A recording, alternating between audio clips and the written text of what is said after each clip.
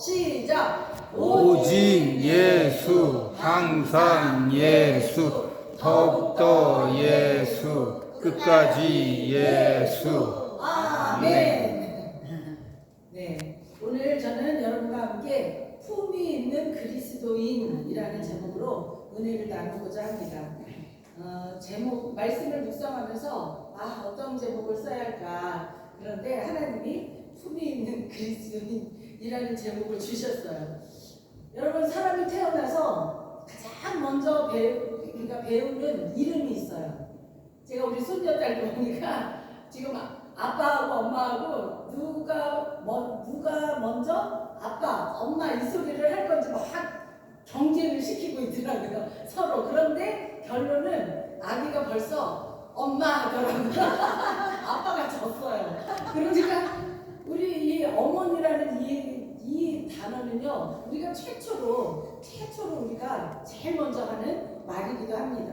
학교에 갔다 와서도 우리 어릴 때 생각해 보세요. 제일 먼저 대문을 팍 열고 엄마 하고 부르잖아요. 그쵸?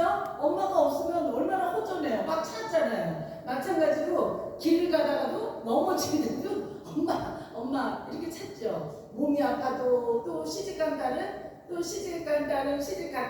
잠깐 친정에 왔을 때도 아빠 찾지 않고 엄마부터 찾는 거죠. 이렇게 어머니라는 이름은요, 우리가 나이 들어서도 늙어서도 괴로울 때도 항상 이 어머니라는 이 단어는요, 우리 삶 끝까지 가는 것 같아요.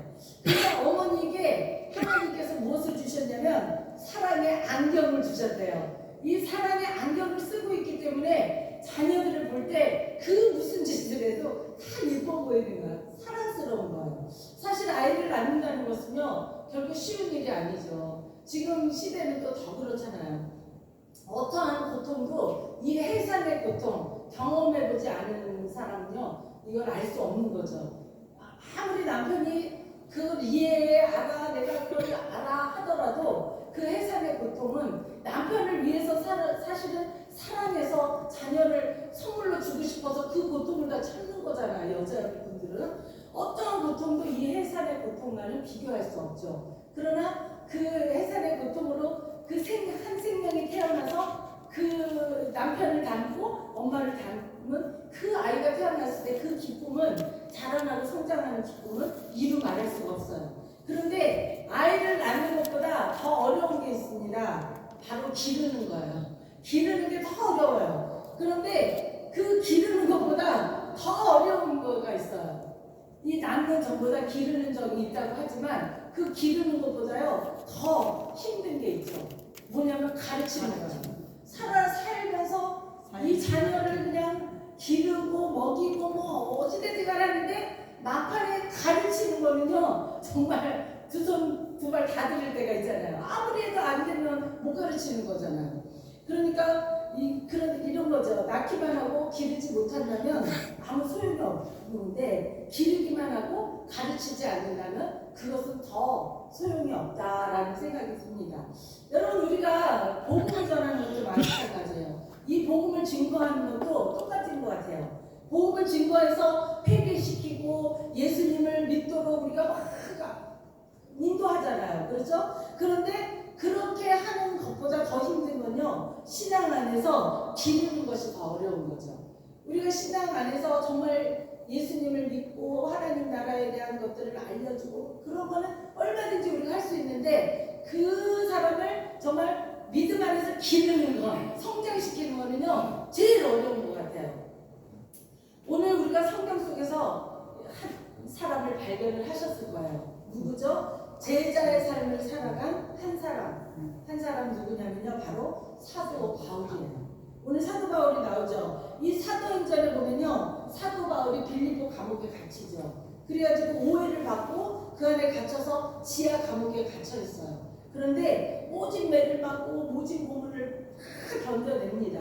그리고 한밤중에 하나님 앞에 기도하고 찬양할 때에 옥문이 쫙 열리잖아요. 그리고 그 간수를 복음을 또 증거를 해요. 그리고 석방되어가지고 어떻게 했냐면, 그가 간 곳이 바로 오늘 우리가 읽은 데살로니가, 거기에 지방으로 가요. 그런 모진 다 고통을 견디고, 오늘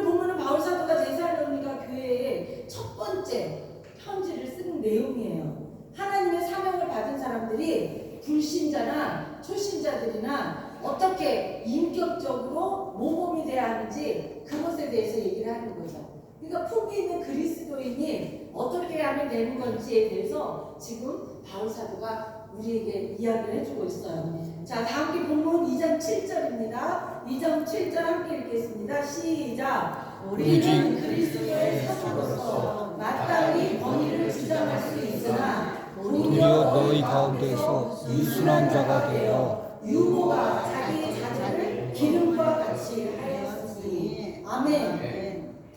오늘 본문을 보면서 이런 생각을 제가 해봤어요. 그 당시에 사도라는 이런 직분이 굉장히 어마어마한 거였잖아요. 영적 권세를 가지고 있는 직분이었거든요. 바울 사도도 마찬가지고요. 그런데 왜 이 사도, 바울 사도는 영적 권위를 버리고 지금 뭐라고 했어요? 유순한 자가 되래요.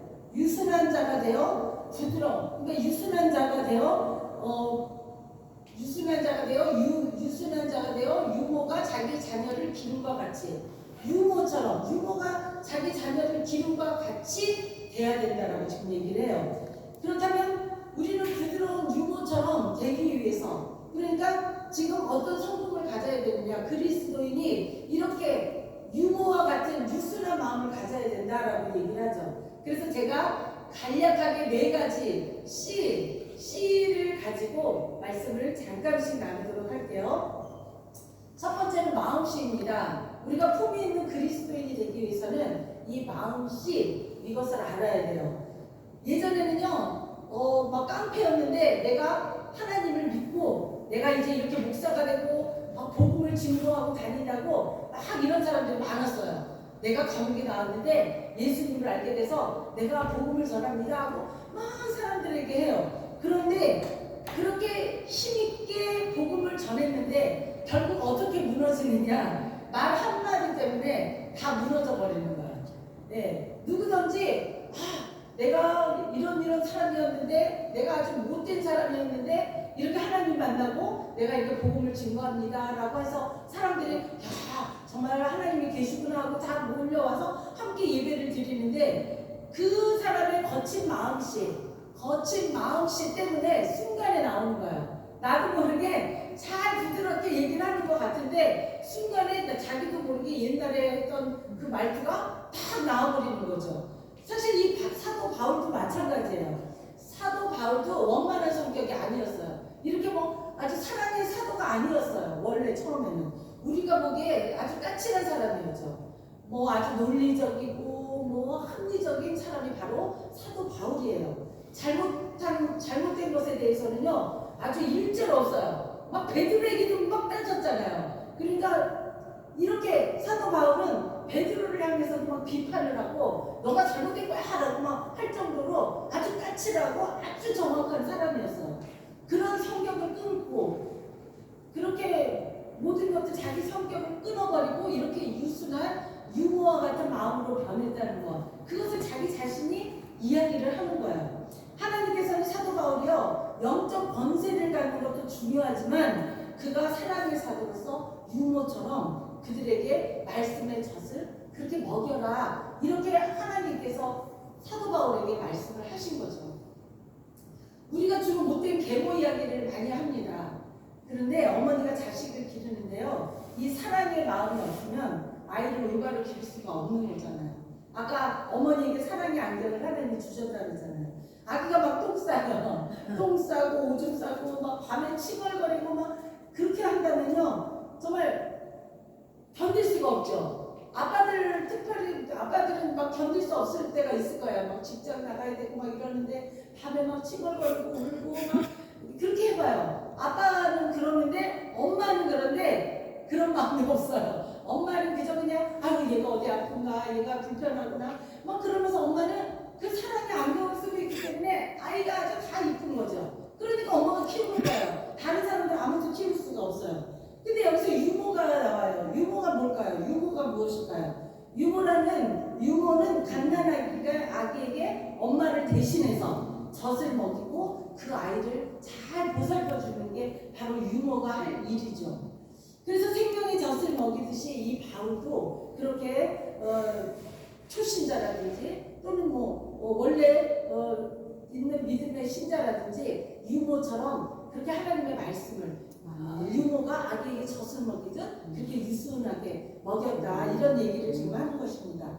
여러분, 생활과 환경이요, 병이 들면 우리가 생활하고 또 환경이 조금 나쁜 환경이 되면 괜히 막 조그만 일에도 막 그냥 화가 치밀어 오르잖아요, 그렇죠? 막 또 누가 조그만 무슨 말만 해도 나를 무시하는 거야 하고 막 오해가 생기고 막 섭섭하고, 이런 것들이 우리 일상 속에서 매일 일어나는 일이죠. 상대에 대해서 그 상대가 그렇게 하지 않았지만 내가 받아들일 때는 나를 무시하는 것 같고, 나에게 그냥 삐딱한 마음을 가지고 있으면, 마음씨를 가지고 있으면 삐딱한 생각을 갖게 되고 삐딱한 눈으로 그 사람을 바라보게 되는 거죠. 그러다 보니까 관계가 계속 깨질 수밖에 없는 거예요.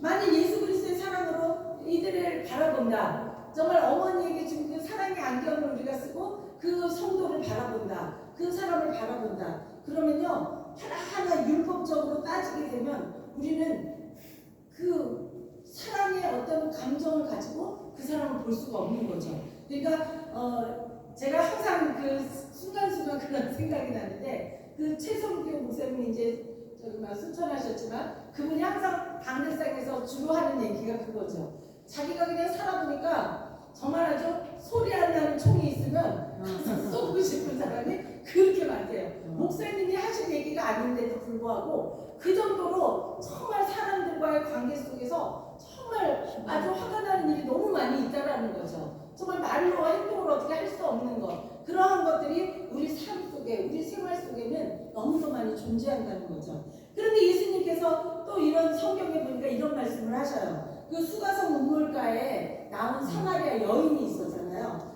그 여인을 어떻게 했습니까? 이 여인은요, 5번이나 결혼했다가 헤어졌어요. 그리고 6번째로 만난 그 남자하고는 지금 동거하고 있어요. 그러니까 굉장히 부정적인 여인이기도 하죠. 그런데 예수님께서는요, 그 여인을 뭐라고 했냐면, 야, 너는 지금 삶이 왜 그러니? 이렇게 꾸짖으신 적이 한 번도 없어요. 너는 나쁜 여자야, 너는 지금 율법을 어긴 여자야, 막 이렇게 야단치지 않으셨어요. 한 번도 그런 얘기를 안 하셨어요. 왜? 상황을 갈 때를 꺾지 않으시는 분이시거든요. 얼마나 이 여인이 힘들겠어요, 그렇죠? 이런 상황 갈 때를 꺾지 않는 분, 우리 예수님. 또 꺼져가는 심지를 마저 다 꺼버리는 그런 예수님이 아니셔요. 꺼져가는 심지가 막 불이 거의 꺼져갈 때 예수님은 그것을 살려주시려고 애쓰시는 분이셔요. 여러분, 성경에 보면 가늠하다가 또 현장에 잡혀온 여인도 있어요. 그 여인을요, 서기관과 그리고 바리새인이 예수님께 막 끌고 왔어요. 아주 현장에서 딱 잡힌 거예요. 그러니까 막 질질질 끌고 예수님이 어떻게 알아보려고 예수님 앞에다가 막 놓는 거죠. 예수님 막 사랑하는데 도대체 예수님이 이런 가늠한 여인을 어떻게 할 거예요? 현장에서 아주 들켰는데 어떻게 하는지 보려고 예수님께 물어보죠.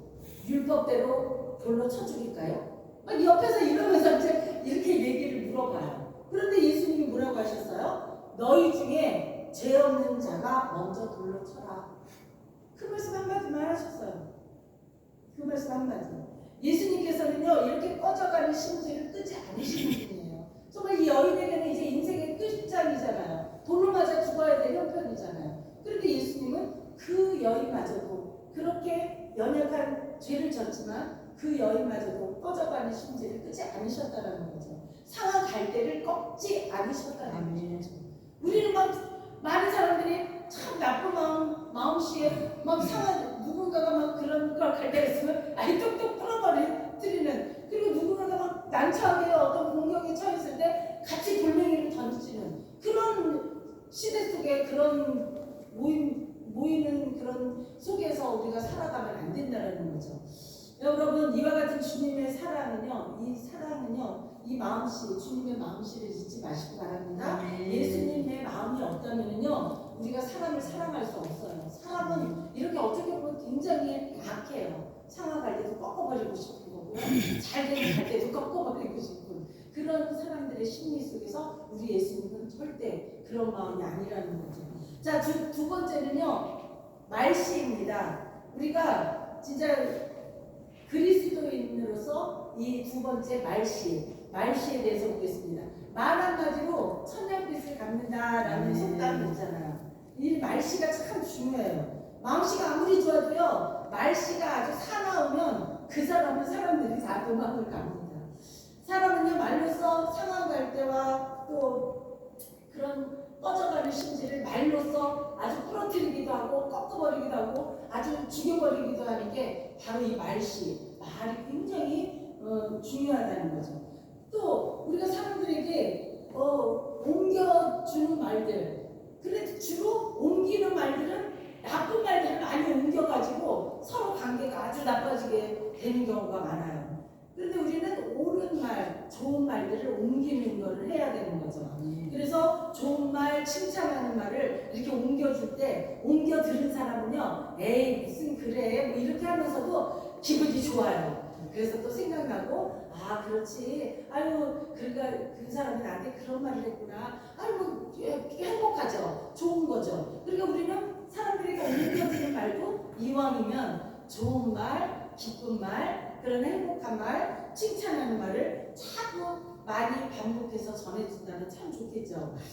여러분, 사람을 대할 때는요, 언제나 좋은 말씨를 써야 돼요. 아름다운 말씨를 써야 돼요. 특히 우리 그리스도인들은 이렇게 아름다운 말, 좋은 말을 많이 써야 되죠. 자, 우리가 보면요, 말로 사람을 파괴하는 일이 있어요. 칼이 있잖아요. 칼은 죽어가는 사람을 수술을 해서 다 막 꺼져가 있는 죽어가는 그런 것들을 칼로 다 잘라내고 노리고 아주 좋은 쪽으로 쓰면 이 칼은 굉장히 의로운 거죠. 그런데 똑같은 칼 가지고도 우리가 잘못된 일을 할 때는 나쁜 칼이 되는 거죠. 그거랑 똑같아요. 우리 이 말씨도 좋은 쪽으로 쓰면 굉장히 좋은 무기가 되는데 나쁜 쪽으로 말을 막 옮기고 나쁜 쪽으로 하면요, 이건 아주 무서운 무기가 되는 거죠. 저는 그렇게 생각을 합니다. 여러분의 말씨를 사람을 살리는 도구로 사용하시기를 주님의 이름으로 축원합니다. 세 번째는요, 맵시입니다. 맵시. 처음 사람을 만났는데 뭐 그렇게 뛰어난 외형도 아니에요. 뭐 잘생기고 예쁘고 그런 얼굴도 아닌데 첫인상이 참 좋은 사람이 있어요. 야, 저 사람은 내가 처음 봤는데 참 첫인상이 좋네. 참 아주 가까이 가서 이야기하고 싶은 사람이야. 그런 것은요, 바로 그 사람의 맵시 때문에 그래요. 그 사람의 맵시 때문에. 반대로요, 원래 아주 인물은 잘 생겼는데 그리고 그냥 아주 예쁘고 막 이고, 그런데 그런 사람이 첫 번 이렇게 만났는데 보니까 단추가 막 하나가 떨어져가지고 벌렁벌렁하고 뭐 옷맵시가 막 아주 막 엉망인 거죠. 막 머리는 지금 뭐 나를 만나러 왔는데 막 보니까 그냥 여기다 꽂고 여기다 꽂고 막 뭐 씻었는지 눈곱이 툭툭 찢겨있고, 이런 사람을 딱 이렇게 보면은요, 그 사람한테 아무리 얼굴이 예쁘고 잘생기면 뭐합니까? 아유, 저 사람은 다시 만나고 싶지 않아, 이런 생각이 드는 거죠. 그러니까 이렇게 맵시가 우리가 항상 귀찮고 힘들더라도 항상 맵시를 잘 관리를 해야 돼요. 뭐 나만 좋으면 되지, 나만 좋으면 되지, 뭐 내가 자기한테 뭐 내가 이렇게 옷을 삐죽삐죽하게 입었다고 뭐 피해준 거 있어? 막 이러면서 그냥 막 이러고 다니면 우리가 보기에도 너무 안 좋잖아요. 그 사람은 또 만나고 싶겠어요? 안 그러잖아요. 그러니까 우리가 뭐 외모 지상주의에 너무 빠져서 그렇게 생각하지 마시고요. 잘나고 못나고 간에 우리에게 주어진, 우리가 사람으로서 또 그리스도인으로서 맵시를 잘 갖추면 사람들과의 관계 속에서도 서로 존중되고 좋은 이미지를 남기고 함께할 수 있다는 거죠. 여러분, 그 사람에게 느껴지는 품위를 우리가 갖추시기를 바랍니다. 아멘. 사람과 사람과, 그리고 하나님이 주신 우리의 이 맵시, 외모를 얼마나 하나님이 각자 이렇게 아름답게 멋있게 필요하게 주셨으니까 나만의 아름다움, 나만의 맵시를 만들어서 정말 그렇게 멋지게 살아가는 저와 여러분들이 소망합니다. 마지막 이제 네 번째는요, 솜씨입니다. 솜씨. 마지막 네 번째, 솜씨. 자, 품위 있는 그리스도인이 되기 위해서는요, 생활하는데 모든 면에서 솜씨가 좋아야 돼요. 솜씨가 좋아야 돼요. 그 도둑 맞지 않는 비결이라는 책을, 아주 오래된 책인데 제가 잠깐 생각이 나서 그렇게 저기를 했는데, 책 내용을 보면요, 그 전직 도둑이었어요. 이 책을 쓴 사람이 전직에 아주 유명한 도둑이었대요. 감옥에도 몇 번 갔다 왔는데 도둑 맞지 않는 비결이라는 책을 이제 쓴 거예요. 근데 그 책을 보니까 그 도둑이 제일 먼저 그 집안으로 들어. 지금은 뭐 이제 CCTV도 있고 많으니까 이제 그런 일을 못하겠지만 그 옛날에는 막 현관문도 열려진 데도 있고 뭐 금방 따기도 쉬웠잖아요. 근데 이 전직 그 도둑이 그 제일 먼저 그 집에 들어갈 때 문을 살짝 열고 현관에 딱 들어간대요. 그래서 현관에 딱 봐가지고 현관에 신발이 아주 가지런하고 무엇인가 아주 질서정연하게 깔끔하게 정리가 되어 있는 현관을 보면요 아주 뒤도 안 돌아보고 도망 나와버린대요. 그런데 어느 집에 가서 현관에 보면 막 신발장이 이쪽 저쪽 막 다 떨어져 있고 엉켜 있고 막 뭔가 막 물건이 막 너절하게 떨어져 있고 청소가 안 한 것 같이 지저분하면 룰랄라 막 신나게 노래하면서 들어가서 이것저것 뒤져가지고 다 가지고 왔대요. 네, 그러니까 이 전책 그 도둑이 한 이야기예요. 책에다가 쓴 이야기예요. 마찬가지죠. 우리 그리스도인들은 누가 이렇게 노리죠? 항상 우리 마음을 누가 노리죠? 사탄 마귀가 노리잖아요. 마찬가지예요. 우리 마음은요. 마음도 어수선하고 뭔가 막 계속 그냥 다른 것에 집중이 돼 있고 무엇인가 막 그냥 내 마음이 어수선하고 정리가 안 돼 있는 그런 마음에는요. 어떻게든지 그 빈틈을 이용해서 사단 마귀가 들어오죠. 그러니까 우리는 항상 마음의 정리를 잘 하고 있어야 돼요. 아멘. 항상 우리 하나님 중심, 아멘. 예수 그리스도 중심 이렇게 우리가 살면요 그 안에 사단 마귀가 침투할 수 없다라는 맞습니다. 겁니다. 네. 여러분 솜씨는요 작은 일에서부터 시작이 돼요. 이 솜씨는 가정에서부터 시작이 되죠.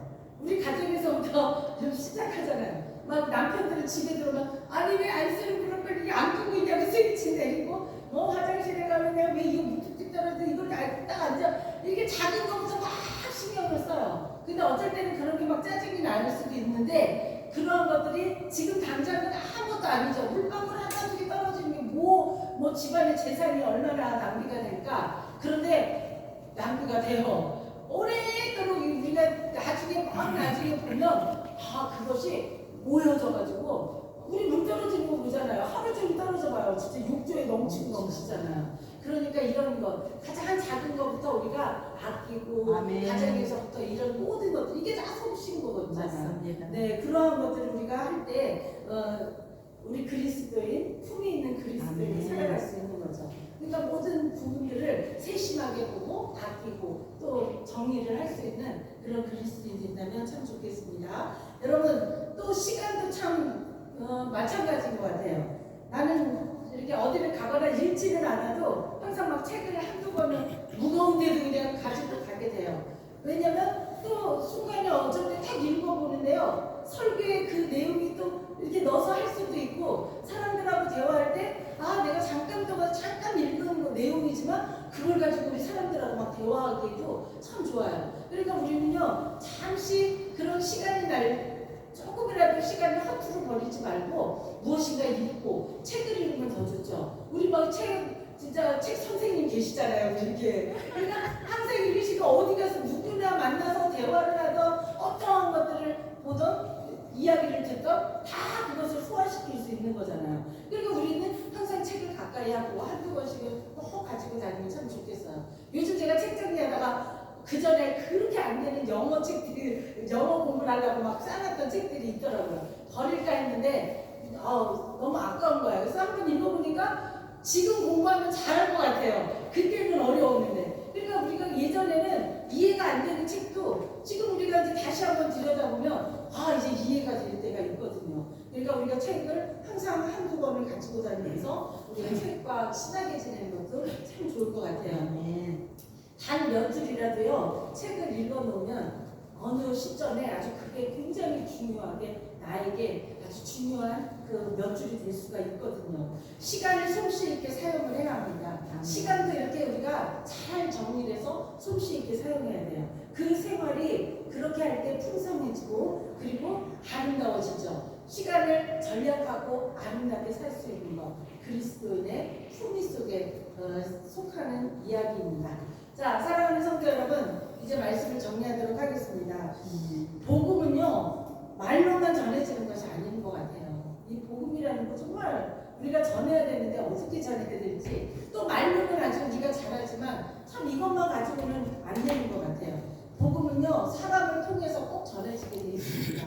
복음은 어떤 뭐 매스컴에서 막 이런 거 뭐 조금은 필요하겠지만 우리 하나님은 사람을 당신이 사랑하는 사람을 통해서 복음을 전하게 해요. 이렇게 사람을 통해서 또 그 삶을 통해서 그리고 이렇게 모든 삶 가운데 사랑을 통해서 다 복음은 이루어지는 거라고 생각을 합니다. 여러분 오늘 바울은요 데살로니가 교인들에게 단지 복음을 가르친 게 아니에요. 가르친 것이 아니라 그들의 삶 속에 들어가서 사랑하고 돌보고 권면하고 눈물 흘리는 그렇게 하라고 내용을 얘기하신 거예요.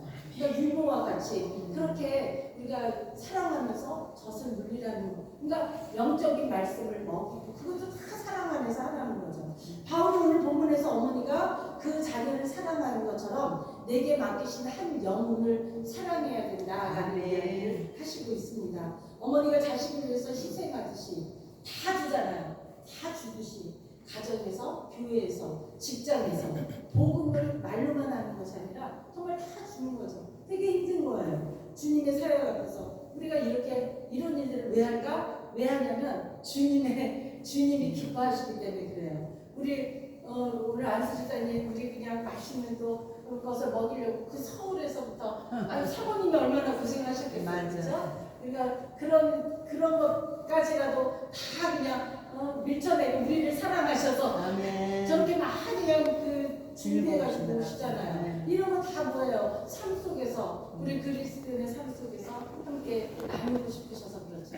그런데 아마 아유 왜 저렇게 더운 날 저렇게 할까? 이렇게 말하시는 분들도 뭐가 있나 보다. 정말 하나님의 사랑을 저렇게 가지고 있구나. 다 존중하고 사랑하는 마음을 가지실 것 같아요. 그러니까 용기를 실마시고 우리 품위 있는 그리스도인으로서 맵시와 또 섬세한 솜씨 또 이런 모든 것들 마음씨 아름다운 마음씨 그리고 또 아름다운 말씨 이런 것들을 통해서 우리가 주님의 사역에 앞장서는 저와 여러분들이 모두 되시기를 주님의 이름으로 축원합니다. 아멘. 다 같이 주여 삼창하시고 통성으로 우리 기도하도록 하겠습니다.